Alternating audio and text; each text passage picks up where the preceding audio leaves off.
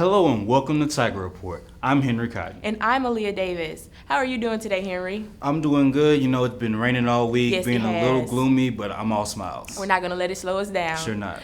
Well, on today's news brief of Tiger Report, we will highlight the resignation of JSU's president and a message from our 74th SGA president. But first, let's take it to our weather forecast with Angela Brown.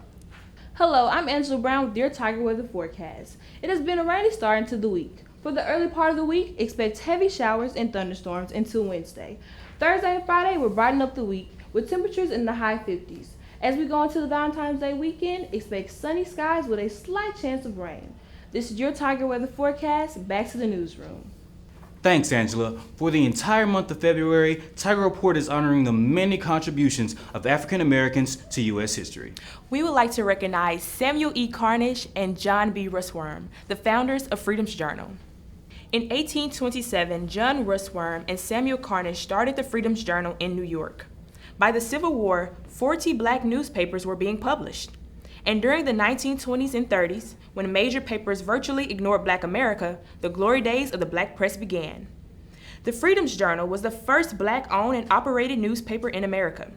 The list of contributors to the black press has extended their talents as publishers, editors, journalists, columnists, and cartoonists. Among those who have been mentioned are Frederick Douglass, Ida B. Wells, W.E.B. Du Bois, and Mary Bethune, just to name a few. Yes, and we would like to thank all of the pioneers who sacrificed so much just so we may have the opportunity to work in media. And speaking of history, the JSU Lady Tigers basketball is making their own history. Now to Frank Williams with the sports highlight. Welcome to the Sports Highlight Show. We want to start off by congratulating the JSU men and ladies Tigers on their victory against Alcorn State University. JSU has played 4 times between men and women this season and have won all 4 times. The Tigers took on Southern University, where they both came out again victorious. The win against Southern drives the Lady Tigers into a 12-game winning streak and 11-0 in SWAC play. The win for the men also brings them up to a 5-game winning streak. In Jackson State football news, the Jackson State football program has finalized its 2020 recruiting class and welcomes 15 student athletes to the program. The Tigers reached into Alabama, California, Georgia, and Tennessee for the talented 2020 class. In NBA news, there has been some changes to the format of the annual NBA All-Star Game to honor the memory of NBA legend Kobe Bryant and his daughter Gianna Bryant. The All-Star Game, which takes place in Chicago this year, will change in a major way, turning each quarter into a mini-game for charity. In the final quarter, the points of each team will be combined, and the first team to score 24 points will win the All-Star Game. On top of the format change, both Team LeBron and Team Giannis will be honoring Kobe Bryant and his daughter with their jersey numbers. Team LeBron will be wearing number 2 to honor Gianna, and Team Giannis will be wearing the legendary number 24 to honor the Black Mamba. I'm excited about watching this game. The All-Star Game should be very electrifying. This is your Sports Highlights, and I am Frank Williams Jr. Back to the newsroom. Thanks, Frank. Well, there is a new restaurant who's made its grand entrance into the city of Byram. Devin Allen has more. The Colorado-based restaurant Lost Cajun has made its way to Mississippi. Chief Chef Charles expresses his excitement about the move and explains other various things about the establishment. Originally, when you think about seafood and Cajun, you think more further down within the Louisiana area. We do have a location in Slidell also. But after coming to Byram and talking to the mayor and the different people here, we've talked to them and had a wonderful communication. And they really urged us on. We're very happy to be here in Byram. We open up about November the 22nd. And we're open daily, Monday through Friday, 11 to 9. Chef Charles stated that they are strongly known as the Cajun place to eat due to their cooking methods. Marination is very, very important. There is nothing that is fried in my restaurant that is not marinated at least 12 to 24 hours. And that's with our own perfected marination. So we take it very, very serious. We are a franchise, so we are about 26 locations strong. We're looking forward to having several more.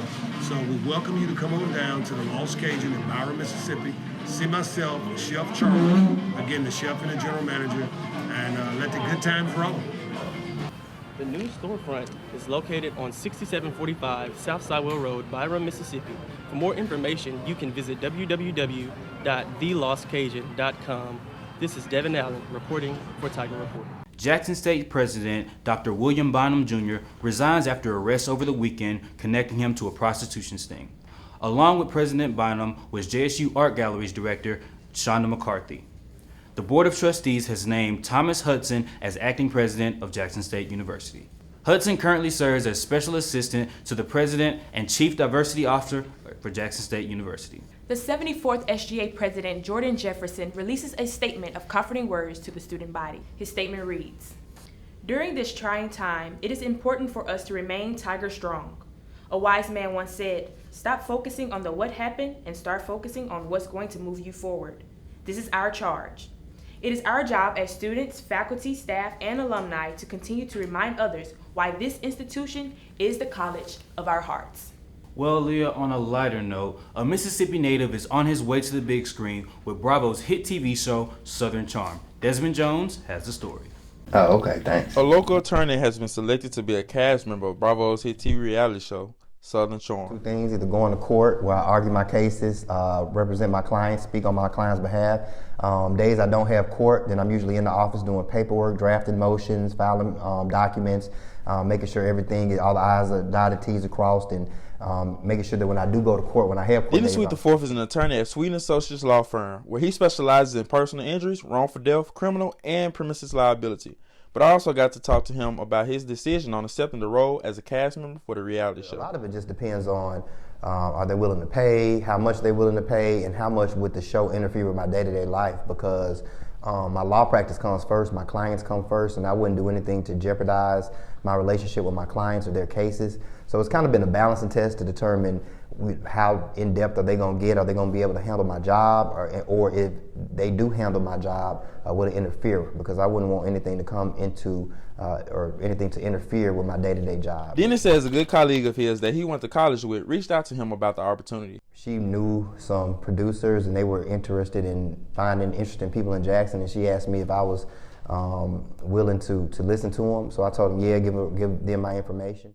Attorney Dennis Sweet still hasn't gave the producers of the show an answer yet. However, his decision is still up in the air. I'm Desmond Jones with Tiger Reports. Heavily on our relationship, because to me, Now we would like to recognize our Journalist of the Week. This week's Journalist of the Week is Leonard Moore.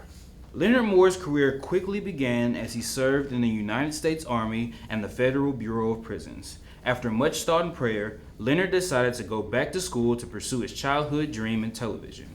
He states, as a strong digital first-minded journalist, he ensures that he keeps the viewing and listening audience on all media platforms informed of the day-to-day facts and stories of the community and surrounding areas. Again, congratulations to Leonard Moore for being this week's Journalist of the Week.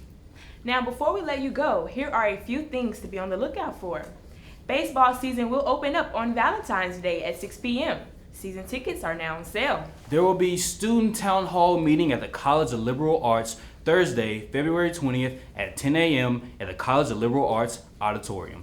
Also on February 20th will be the Spring 2020 Career Expo from 9 a.m. to 12:30 p.m. Stay tuned for more info on that event. Well, it looks like we're having a lot of events this month. It is full jam-packed. Yeah, students are going to be busy with good stuff though.